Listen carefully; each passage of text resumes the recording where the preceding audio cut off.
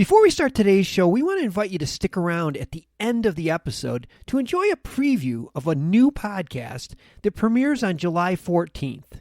As the industry's exclusive cannabis podcast network, MJBulls is proud to present Women Leading in Cannabis. Join host Kira Reed each week for inspirational discussions with women who are leading the cannabis industry.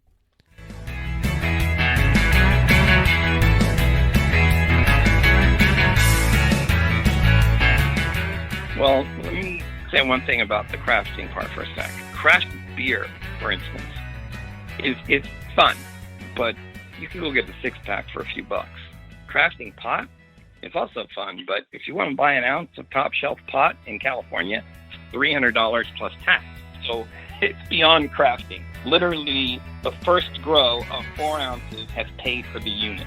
Your investment is paid for in 60 to 70 days. From MJBulls Media, it's the Raising Cannabis Capital Show.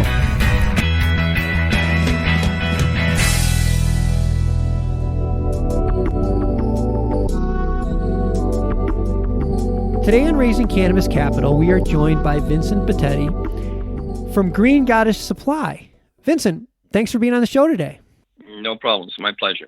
Well, I'm really excited to finally have you in the show. We had the CEO of your company, Eric, on the show a couple years ago, and I remember thinking at the time that you guys were perfectly positioned to take advantage of the home growing market. And I can't wait to talk to you about that. But before we jump into that and before we start talking about the Armorie Grow Chamber, let's first give our listeners who haven't heard Eric's interview a brief overview of your company. You produce a bunch of smoking accessories, including pipes and dugouts and grinders, and you sell those both directly through to customers through your website and also through distributors. But what I was curious about is, have you seen like a bump in sales on your online sales over the last couple of months? We have, actually. We also have an Amazon store, so we've seen a bump in Amazon orders as well. Amazon, I didn't realize you guys have an Amazon store. You got to be one of the only ones on Amazon. I'm not sure about that. I mean, Amazon is very particular. I mean, I think 3 years ago, we were doing more business on Amazon than we are today, because 2 years ago, they came up with policies that an herb grinder was marijuana paraphernalia. And, they kept doing that to products. And ultimately, our products are all branded. So they kind of went after the brand and they delisted all of our stuff. And we had to get it relisted.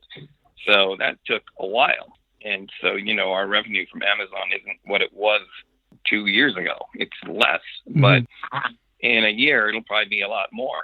You've got the smoking accessories, the storage solutions, pipes, whatever, all that stuff. But now we have a whole community of home growers that we want to service, not just our own, but everybody. So we want to sell everything from moisture meters to hygrometers to cloth growing pots to whatever it might be. Wow, that is crazy. I didn't realize you had that many SKUs. I'm on your website right now while you're talking. I'm scrolling through all the things that you sell. I mean, it's really impressive how things have just exploded for you. But, as I said in the beginning, you guys are perfectly positioned for the home crafting movement, home cannabis crafting movement, which was already underway prior to the crisis. But with all the people being stuck at home right now, I mean, I got to imagine it's really, really spiking. Explain to everybody about the Armorie Grow Chamber. How does it work? What is it? Let's just assume it's for personal use, right? It's not a guy with a house full or a bedroom full who's selling it on the black market. It's personal use. So you want just enough for personal use. So how much is that? To me, it was a quarter pound every month. That was my goal. I wanted something really simple. If you can water a house plant, you can grow a quarter pound of top shelf. That was the whole premise in my head. And since it had to be in a locked box to be state compliant with a childproof lock, I immediately thought, well, how do you convince your wife or your husband or your significant other to let you bring a box like that in the house to grow pot? Make it look like furniture. That's what you do. I'd say 50% of our sales are to people who live in states where it's not allowed. And the reason they buy the Armoire is not only because it's easy and produces results, but if anyone comes in their house, it's not suspicious. Just another piece of furniture. And neighbors come over, they don't know what's in it, they don't hear it, they don't think anything about it. Somebody might say, "Oh, did you buy a new antique?" I was going to say, on your website, there's a lot of good pictures, and there's a great video on your website. But I mean, it looks just like a piece of furniture. Like it's cherry wood. I was just thinking about it when you're talking. The fact that there's no sound, there's no odor. You really just plug it in, give it water, and in like 60 days, you have a harvest, right? Yes, and the box doubles as a drying chamber. So basically, we have you do a wet trim. Basically means take off all the leaves that don't have any trichomes on them. And then basically we have you flush the plant until the water coming out of the bottom of the pot is almost clear. And then you're ready to chop it down. You take a pair of shears and you chop the bottom of the plant off. So you now have a whole plant with maybe 12, 15 tops you're holding on to. But you take out the light, you take out the pot, and you get a couple of zip ties and you hang the plant upside down to the same hardware that you hang the light on. And then you put the door back on and you let the fans run. And in 3 or 4 days, you test it. You break a branch, and if it breaks cleanly, it's ready. So then you take it out, snip off all the buds, jar them up, put a little humidity pack in the jar, burp the jar 10 minutes a day for a couple of weeks. And the longer you do that, the more potent it gets and the more tasty it gets. Some people will cure for 3 months, Like I said at the beginning, this is part of a larger crafting culture where people want their own signature stuff. And I let it sit for 4 months or 6 months and special occasions or something. And that's why crafting is so popular, with other things like making beer or wine at home. I just think that this crafting cannabis is just going to be like go through the roof. And we talked about it when we first started, but I mentioned that the COVID crisis has probably been really good for business. How did it affect sales of the Armoire? Well, let me say one thing about the crafting part for a sec. Craft beer, for instance, is fun, but you can go get a 6-pack for a few bucks. Crafting pot, it's also fun, but if you want to buy an ounce of top shelf pot in California, it's $300 plus tax. So it's beyond crafting. You know what I mean? It's beyond crafting. Yeah, you save some money. That's right. It saves you literally the first grow of 4 ounces has paid for the unit. So your investment is paid for in 60 to 70 days. So it's way beyond the crafting vibe.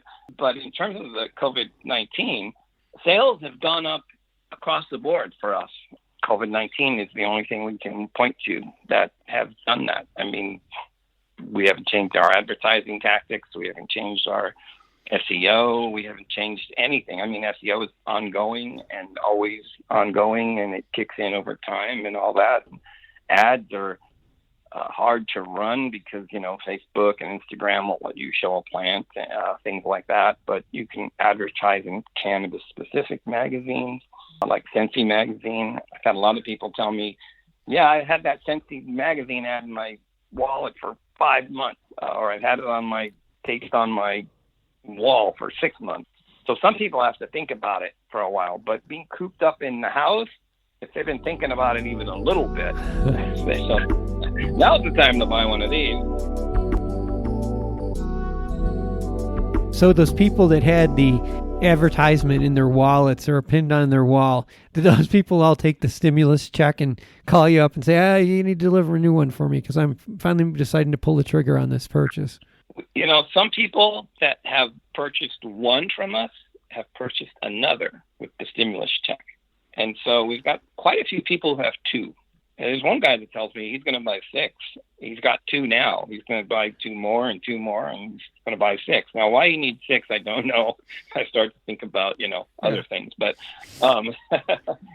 so if you take the spike in sales over the last few months, are you going to need to raise capital in order to fund all this additional growth? We would love to raise some money.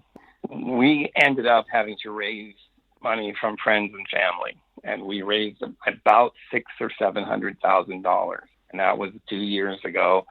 And other than that, this thing has been organically grown, and that's not easy to do. But yes, money for expansion would be good. It would allow us to hire more people, scale up the marketing, scale up the sales. I'd love to get this thing into Home Depot. It would be great. I mean, it's a perfect mass market item. I mean, and there's no pot in it. I mean, you could grow whatever you want in it. I'm sure you know that hemp flower is pretty popular, right?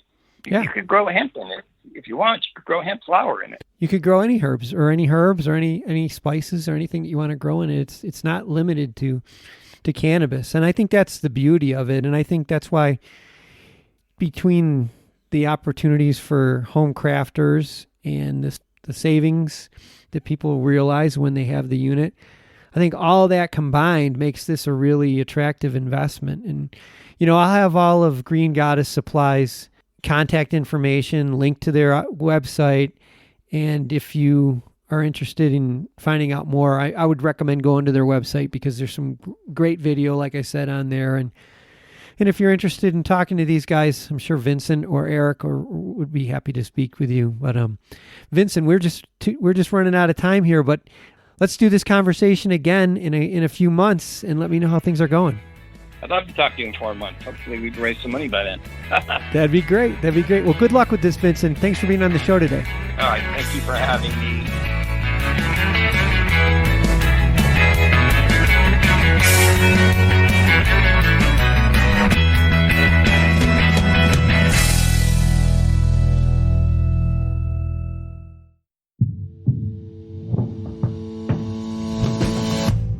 Tell me, boy, you make me so bored. You need to walk the other way. I tell you once more. Please get out of my way. I don't want you no more. We're done here, boy. I know you think you're so fine, but you can't see clear. I've been wanting to